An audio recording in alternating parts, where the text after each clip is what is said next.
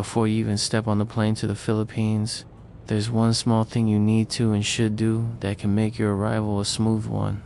It only takes a few minutes, but forgetting it can cause delays, extra stress, and a rough start to your trip. A lot of travelers don't find out about it until it's too late. The eTravel form. This form applies to most travelers entering the Philippines, including tourists, returning residents, and long-term visitors. Airlines and immigration officers may ask for proof that you completed it before you land. The eTravel form is an online declaration system used by the Philippine government. It helps streamline arrival procedures and replaces older paper-based arrival forms. The key thing to remember is timing. You usually complete the eTravel form within 72 hours before your arrival in the Philippines. Doing it too early may require updating it later. Filling it out only takes a few minutes. You'll need basic information like your passport details, flight information, and your intended address or accommodation in the Philippines. You'll also be asked about your travel history and general health declaration. Answer honestly and carefully. This is standard procedure and nothing to stress about. Once completed, the system generates a QR code. This is important. Save it on your phone or take a screenshot. Some airlines will ask to see it before boarding. At arrival, immigration or airport staff may also request a QR code. Having it ready makes the process smoother and avoids delays.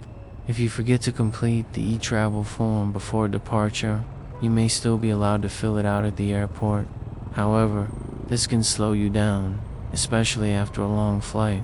Just imagine you didn't fill it out, arrived in the Philippines, and you are told you need to complete the form. Imagine there's no Wi-Fi, you have no cell service, etc. It just becomes a headache that could have been avoided.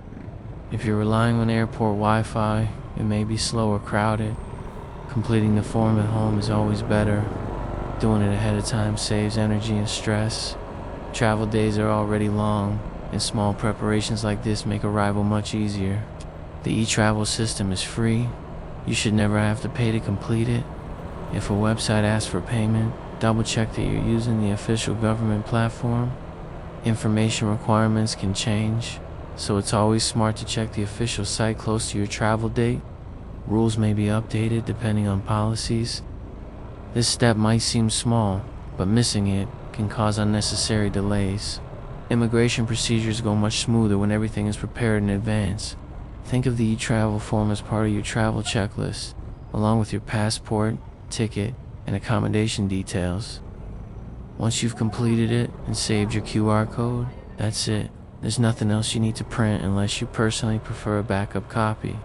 For first-time travelers to the Philippines, this system helps make entry more organized and less confusing compared to older arrival processes. Preparation like this sets the tone for your arrival. When the basics are handled, you can focus on enjoying the journey instead of stressing over paperwork. As an expat or a long-term visitor, getting used to these systems early makes future travel in and out of the country much easier.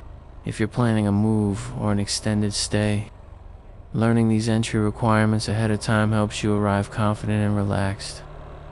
The Philippines is welcoming, but like any country, it has entry procedures that need to be followed. Respecting those rules makes the experience smoother for everyone. So before your toes touch the ground here, make sure the eTravel form is done, the QR code is saved, and your documents are ready. Once that's handled, you're free to focus on what really matters: the experience, the journey, and the new chapter ahead. Thanks for riding with me today.